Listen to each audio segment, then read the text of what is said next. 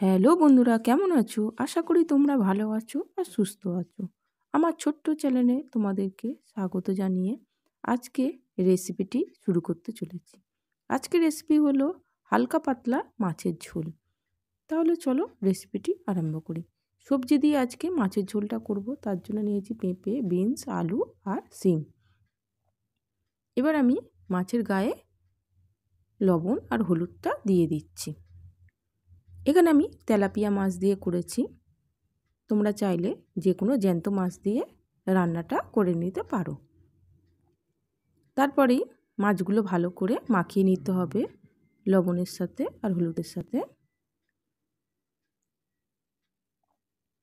তারপরেই কড়াটা বসিয়ে দিলাম, গ্যাসটা অন করে সরিষার তেল এখানে দিয়ে নিলাম 4 থেকে 5 চামচ মতো। দিয়ে তারপরে মাছগুলো ভেজে নিতে হবে। একটু উল্টে পাল্টে লাল লাল করে মাছগুলো ভেজে নিলেই রেডি হয়ে যাবে মাছ ভাজার।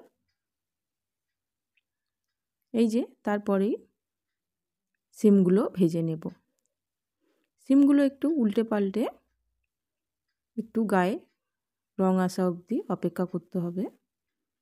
একটু হালকা করে ভেজে নিয়ে তুলে নিলাম আমি।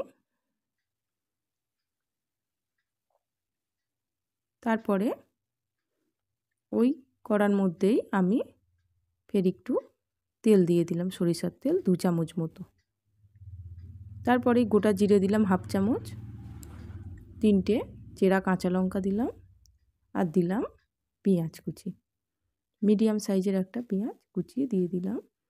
আর দিলাম 1 চামচ মতো গ্রেট করা আদা। দিয়ে ভালো করে একটু ভেজে নিতে হবে। ভেজে নেওয়া হয়ে গেছে। এবার যে সবজিগুলো আমি কেটে রেখেছিলাম সেগুলো এক এক করে দিয়ে দেব। যেরকম আলু দিলাম, পেঁপে দিলাম আর তারপরেই বিনসগুলো দিয়ে দিলাম। দিয়ে ভালো করে এবার একটু নেড়ে চেড়ে মিশিয়ে নেব।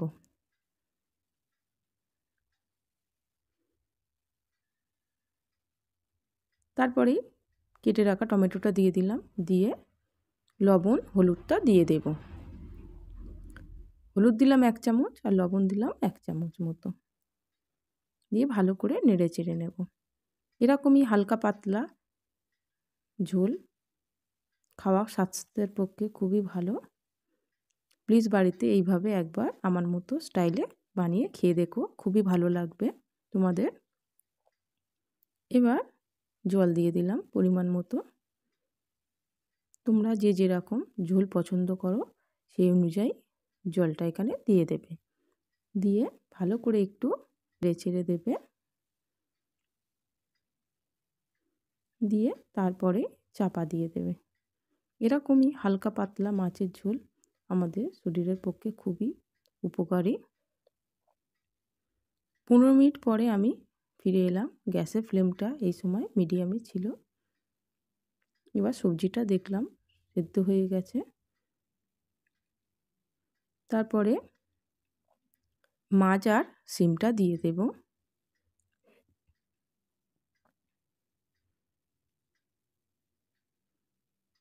মাছটা শিমটা দিয়ে ফেরও ভালো করে ঝোলের সাথে একটু নেড়ে চেড়ে আমি দেব।